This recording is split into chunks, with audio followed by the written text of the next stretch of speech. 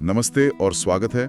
आज हमारे हाथ लगी है एक बहुत ही दिलचस्प किताब जिसका टाइटल है how to be a graphic designer without losing your soul.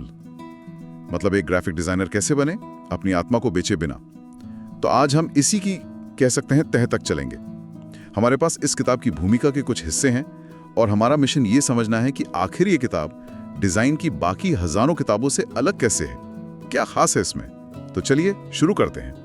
ये टॉपिक सच में बहुत ज़रूरी है और किताब के लेखक मतलब शुरू में ही एक बहुत मज़ेदार बात कहते हैं।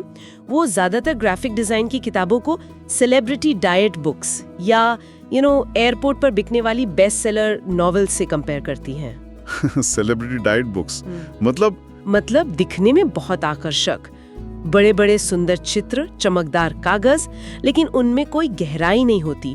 वे डिज़ाइन की दुनिया की असलियत को, उसके वो क्या कहते हैं, गंदे और मुश्किल पहलुओं को छूती तक नहीं है। अच्छा, जैसे कि कौन से गंदे और मुश्किल पहलू? जैसे कि एक डिजाइनर को काम मिलता कैसे है, वो क्लाइंट से पैसे कितने मांगता है, और सबसे बड़ी मुसीबत जब कोई क्लाइंट पैसे देने से मना कर दे या 100 बदलाव कराने के बाद गायब हो जाए, तब क्या होता है। ये असल दुनिया की दिक्कतें हैं जो चमकदार किताबों में नहीं मिलती। हाँ, ये बात तो समझ में आती है। तो मतलब ये किताब सिर्फ सुंदर डिजाइन दिखाने के लिए नहीं है। लेखक कहते हैं कि ये किताब इंडिपेंडेंट सोच वाले डिजाइनर्स के लिए है। ये आपको डिजाइन करना नहीं सिखाती बल्कि एक डिजाइनर बनना सिखाती है। बिल्कुल, इसमें प्रैक्टिकल सलाह भी है और एक तरह का फलसफा भी। मतलब भीड़ में गुम हो जाने के बजाय अपनी अलग आवाज कैसे बनाए रखें। और आज के दौर में तो ये बहुत जरूरी हो गया होगा, है ना? बहुत ज्यादा। किताब में बताया गया है कि ग्राफिक डिजाइन अब पहले से कहीं ज्यादा ग्लैमरस पेशा बन गया है। पहले लोग इसे एक ठीक ठाक साफ सुथरा काम समझते थे, लेकिन अब टॉम फोर्ड, फ्रैंक गेरी और एप्पल वाले जोनाथन आइव जैसे डिजाइनर्स तो सेलिब्रिटी बन गए हैं। हाँ, टीवी पर भी डिजाइनर वाले शो आते हैं। एग्जैक्टली। लेकिन यहीं पे एक अजीब सी बात है। क्या? एक तरफ तो इस प्रोफेशन में इतना ग्लैमर आ गया है और दूसरी तरफ, जैसा कि किताब में लिखा है, हमारे चारों तरफ खराब डिजाइन की बाढ़ आई हुई है। हाँ। हम जिन दुकानों में जाते हैं, सुपरमार्केट, वेबसाइट्स, ज्यादातर जगहों पर ऐसा डिजाइन दिखता है जो या तो पुराना है या बिना सोचे समझे बनाया गया है या बस बोरिंग है। ये तो है, एक बहुत बड़ा विरोधाभास है ना? बिल्कुल। और इसकी एक वजह भी बताई गई है। पेंटाग्राम के पार्टनर माइकल बेरूट का एक जिक्र है जो कहते हैं कि आज के समय में कोई भी चीज, मतलब कोई भी ग्राफिक ऑब्जेक्ट अनडिजाइंड नहीं बची है। अच्छा? हाँ, हर चीज को किसी न किसी ने डिजाइन किया है। अमेरिका में ही 2 लाख से ज्यादा ग्राफिक डिजाइनर हैं। तो फिर इतना खराब डिजाइन क्यों है? हाँ, यही सवाल है, क्यों? किताब के मुताबिक इसकी एक बड़ी वजह है आज की रिस्क ना लेने वाली इकोनॉमी।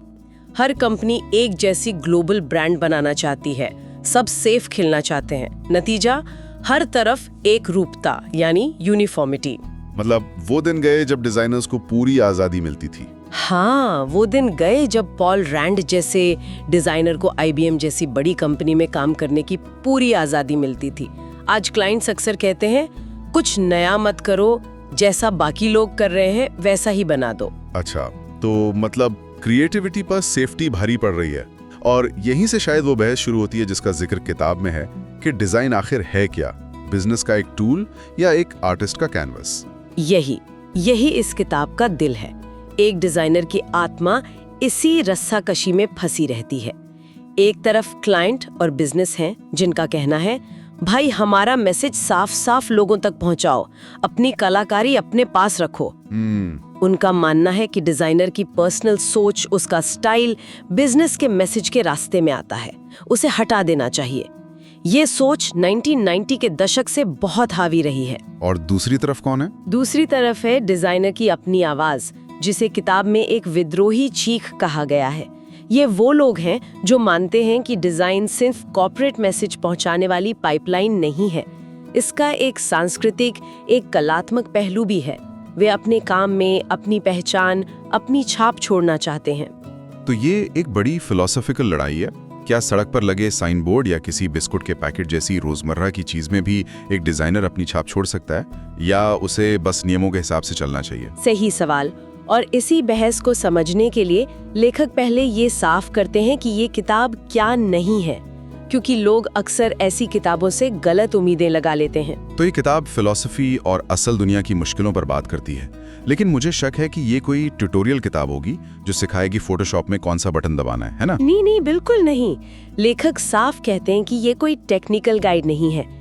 ये आपको नहीं बताएगी कि कौन सा कंप्यूटर खरीदना है या कौन सा सॉफ्टवेयर इस्तेमाल करना है, जैसे क्वार्क्स एक्सप्रेस। एक मिनट, ये क्वार्क एक्सप्रेस क्या है?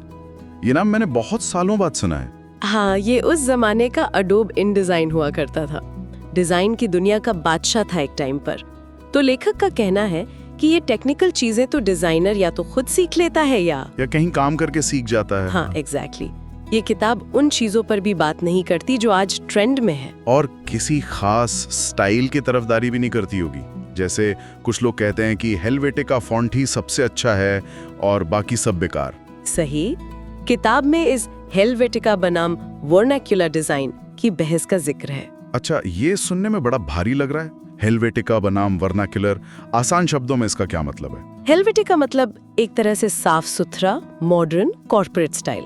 लगभग हर बड़ी कंपनी का लोगो आपको वैसा ही दिखेगा।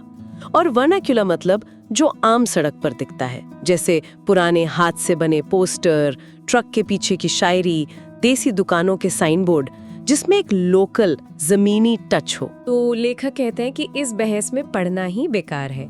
अच्छा डिजाइन किसी भी स्टाइल में हो सकता है। और सबसे मजेदार बात, लेखक कहते हैं कि ये किताब टैक्स, कानून या पैसों के बारे में कोई सलाह नहीं देगी। वो मजाक में कहते हैं कि डिजाइनर इन चीजों के बारे में तब तक नहीं सोचते जब तक उन पर कोई बड़ी मुसीबत नहीं आ जाती। जो कि हर क्रिएटिव इंसान की कहानी है। हाँ, इसका असली मकसद इन सबसे कहीं गहरा है। इस किताब को लिखने की प्रेरणा लेखक को असल में छात्रों और युवा डिजाइनरों से बात करके मिली। अच्छा। हाँ, वो कॉलेजों में लेक्चर देने जाते थे और पाते थे कि युवा डिजाइनर ऐसे सवाल पूछ रहे थे जिनके जवाब किसी किताब में थे ही नहीं।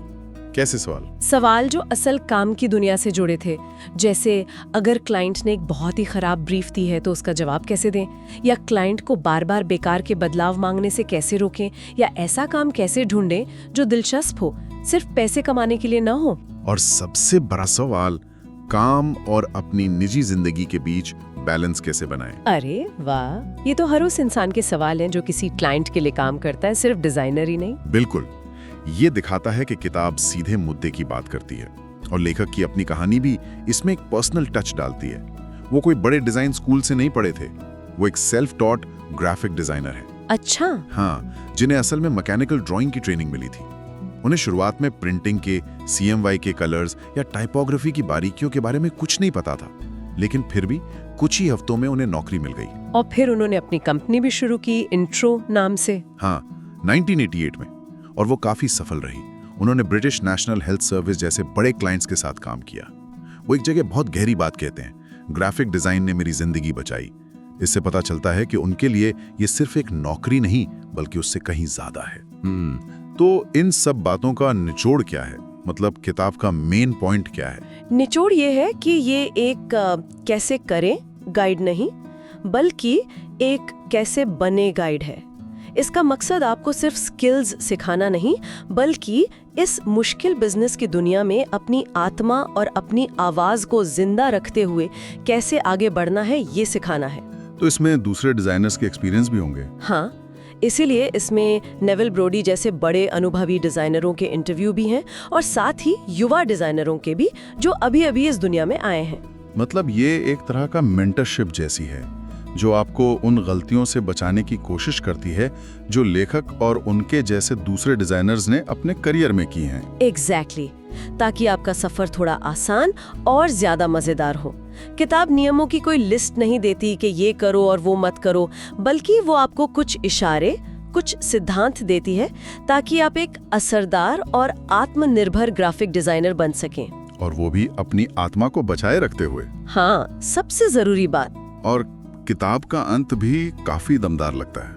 लेखक कहते हैं कि आप चाहें तो इस किताब में लिखी हर एक सलाह को नजरअंदाज कर सकते हैं और फिर भी एक कामयाब और खुश डिजाइनर बन सकते हैं।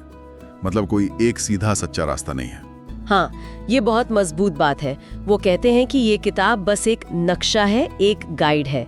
मंजिल पर पहुंचने के रास्ते कई हो सकते हैं। इसका मकसद सिर्फ आपको रास्ता दिखाना है आपको हाथ पकड़कर चलाना नहीं। ये एक बहुत ही शक्तिशाली और ईमानदार सोच है। तो चलिए आज की इस बातचीत को एक विचार के साथ खत्म करते हैं। इस पूरी चर्चा में कॉर्पोरेट जरूरत और व्यक्तिगत अभिव्यक्ति के बीच का संघर्ष बार बार सामने आया। तो सोचने वाली बात यह है, एक ऐसी दुनिया में जहां लगभग हर चीज, हर प्रोडक्ट, हर मैसेज डिजाइन किया गया है, क्या एक डिजाइनर की जिम्मेदारी सिर्फ अपने क्लाइंट की बात मानने तक सीमित है, या उसकी भूमिका इससे कहीं ज्यादा बड़ी एक सामाजिक या सांस्कृतिक जिम्मेदारी भी है?